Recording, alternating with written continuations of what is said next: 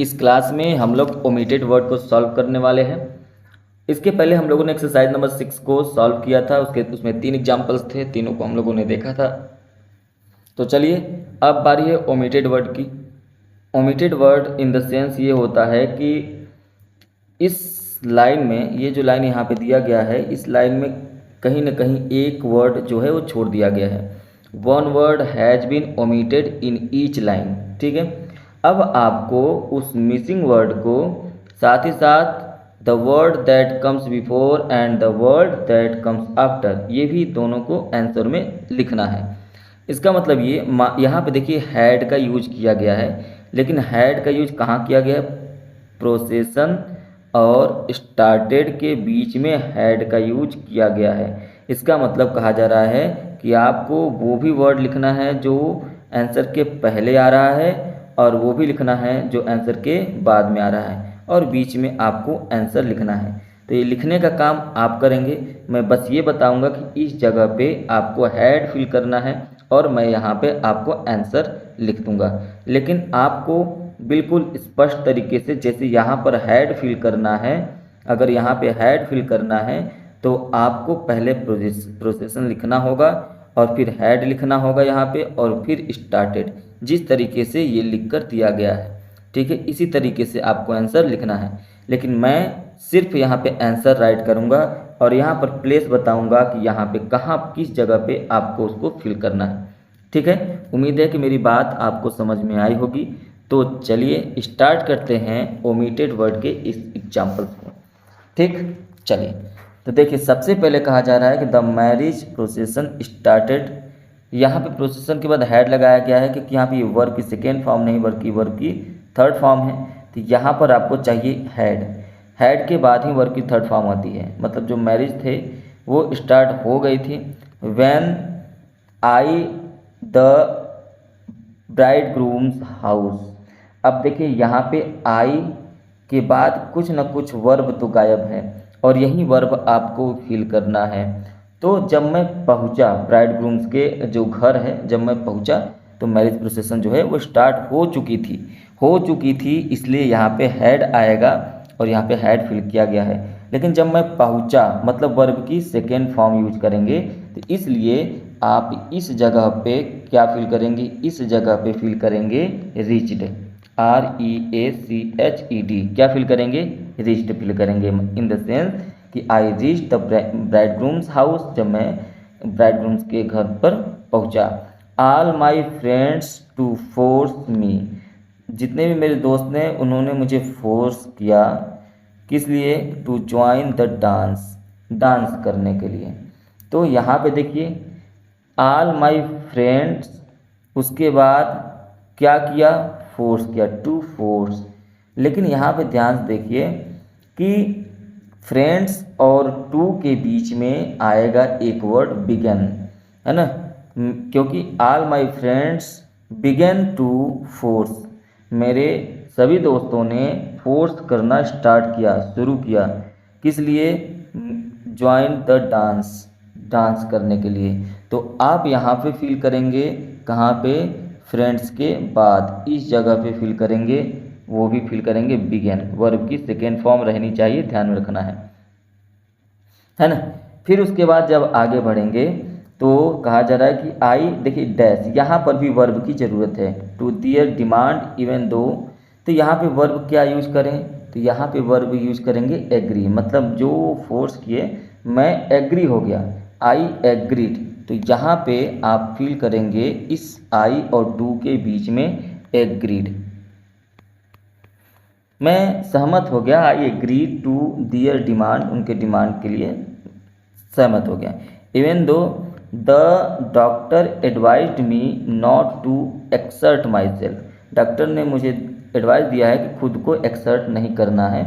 तो यहाँ पर ध्यान से देखिए डॉक्टर हैड एडवाइज्ड हो जाएगा, डॉक्टर ने मुझे एडवाइस दिया था, तो यहाँ पे हैड हो जाएगा। तो इसको भी आप यहाँ पे फिल करेंगे, द डॉक्टर हैड एडवाइज्ड, तो क्या हो जाएगा? हैड।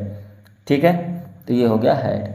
आगे है कि my joy no bounds, my joy है, यहाँ पर आपको फिल करना होगा न्यू, न्यू। यहाँ पे न्यू हो जाएगा, तब जाके नो आएगा। मतलब आप यहाँ पे फिल करेंगे न्यू, KNEW, नो का सेकेंड फॉर्म यूज करेंगे न्यू। मतलब my joy knew no bounds, जो मेरी खुशी थी उसकी, वो जानता था कि उसकी कोई बाउंड्स नहीं है, when all of a sudden, है ना। उसके बाद कहा जा रहा है आई, देखिए डैश, यहाँ पर भी एक वर्ब चाहिए और वो वर्ब हो जाएगा आई सा an old friend in the group. मैंने एक ओल्ड फ्रेंड को ग्रुप में देखा, तो आई के बाद यहाँ पे क्या आ जाएगा, यहाँ पे आप फिल करेंगे सा। मैंने एक ओल्ड फ्रेंड को उस ग्रुप में देखा, the procession covered some distance, है ना। देखा क्या कि प्रोसेसन से सही है, लेकिन यहाँ पे कवर्ड है, डायरेक्ट थर्ड फॉर्म नहीं यूज करेंगे, बल्कि आप यहाँ पे यूज करेंगे क्या, वर्ब की हैड यूज करेंगे। क्या यूज करेंगे, यहाँ पे आपको यूज करना है हैड। क्या यूज करेंगे, हैड। ठीक, उसके बाद आगे कहा जा रहा है कि व्हेन मोर गेस्ट्स अस, मतलब व्हेन मोर गेस्ट ज्वाइंट अस, यहाँ पर हो जाएगा ज्वाइन, JOINED, ज्वाइंट अस। तो चलिए अब बारी है, जब आपने पूरा का पूरा फिल कर लिया है, तो अब बारी है इसके हिंदी वर्जन की, कि इसका मतलब क्या है। क्योंकि जब आप इसका एक बार हिंदी निकालेंगे तो आपको आइडिया लग जाएगा कि कहाँ पर, कि रिस्ट और हैड क्यों आया है, सेकेंड फॉर्म क्यों आया है, थर्ड फॉर्म क्यों आया, ये आपको आइडिया लग जाएगा। तो चलिए इसकी हिंदी को देखते हैं। कहा जा रहा है द मैरिज प्रोसेसन हैड स्टार्टेड। तो कहा गया कि जब मैं दूल्हे के घर पहुंचा तो बारात शुरू हो चुकी थी। मेरे सभी दोस्त मुझे डांस में शामिल होने के लिए मजबूर करने लगे। मैंने उनकी मांग जो है वो, उससे मैं सहमत हो गया। हालांकि डॉक्टर ने मुझे ज़्यादा मेहनत करने के लिए मना किया था, है ना, उसकी सलाह दी थी। मेरी खुशी का ठिकाना नहीं रहा। कब नहीं रहा, जब अचानक मैंने उस ग्रुप में एक पुराने दोस्त को देखा। ठीक है, बारात कुछ दूर निकल चुकी थी, कवर्ड है सम डिस्टेंस, और जो भी मेहमान थे वो हमारे साथ आ गए। चलिए इसके दूसरे वाले एग्जाम्पल्स को देखते हैं।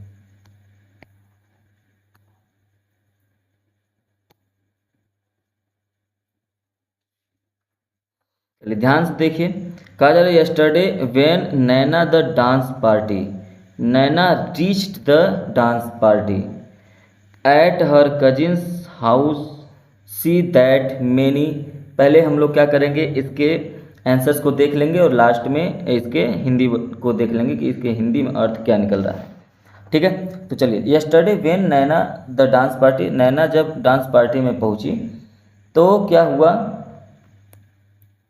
Eight her cousins house she saw that. तो यहाँ पर फिल करेंगे सी सॉ दैट, उसने देखा कि many of her friends had हो जाएगा, गेदर्ड के पहले क्या हो जाएगा, यहाँ पर हो जाएगा हैड। तो यहाँ पर ये आंसर होगा कि that many of her friends had gathered there already, मतलब उसके बहुत सारे फ्रेंड्स पहले ही वहाँ पे आ चुके थे। फिर कहा जा रहा है सी ब्रॉट। अब देखिए यहाँ पे सी ब्रॉट डायरेक्ट थर्ड फॉर्म नहीं यूज करेंगे, बल्कि यहाँ पे यूज करेंगे सी हैड ब्रॉट। ठीक, she had brought sweets for all of them. उसके लिए उसने क्या किया कि वो सभी के लिए क्या लाई, स्वीट्स लाई, मिठाई लाई। Her cousins posted invitations in advance. अब यहाँ पे देखिए, यहाँ पे पोस्टेड है तो यहाँ पे हैड का यूज करेंगे क्योंकि उसके कजिन ने ऐसा किया था। तो her cousin had posted invitations in advance, उसके कजिन ने एडवांस में इन्विटेशंस दिया था। And had to keep the party on Sunday. और यहाँ पे क्या हो जाएगा उसके बाद, हैड टू कीप, तो हैड के बाद डिसाइडेड, है ना, यहाँ पे हैड के बाद क्या फिल करेंगे, decided. And had decided to keep the party on Sunday, और उसने सभी लोगों ने डिसाइड किया था कि हम लोग भाई चलेंगे संडे को। तो यहाँ पे क्या हो जाएगा, हैड डिसाइडेड, DECIDED, डिसाइडेड। उसके बाद आगे बढ़ेंगे तो आगे कहा जाएगा कि सी प्रिपेयर्ड अ केक, उसने एक केक जो है तैयार किया था। तो यहाँ पर किया था आएगा तो सी हैड प्रिपेयर्ड हो जाएगा। She had prepared a cake the previous night which everyone and praised her, और सभी लोगों ने उसकी प्रशंसा भी की थी। तो यहाँ पर एवरीवन इंजॉयड, एवरीवन के बाद क्या फिल करेंगे, इंजॉयड, प्रशंसा किया उसकी और इंजॉय भी किया था। तो यहाँ पर आप फिल करेंगे इंजॉयड। फिर आगे बढ़ेंगे एवरीवन हैप्पी एंड की चीयरफुल, मतलब एवरीवन लुक्ड, सभी लोग हैप्पी दिख रहे थे। एवरीवन यहाँ पे फिल करेंगे looked, everyone looked happy and cheerful.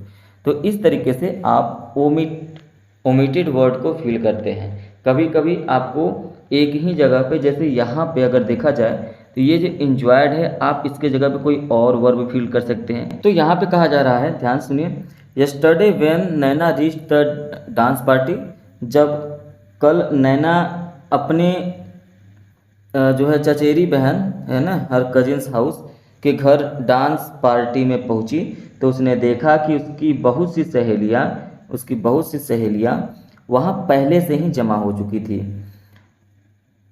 वह उन सभी के लिए मिठाइयाँ लेकर आई। उसकी चचेरी बहन ने पहले से ही निमंत्रण पत्र पोस्ट कर दिए थे, है ना, और पार्टी रविवार को रखने का फैसला किया था।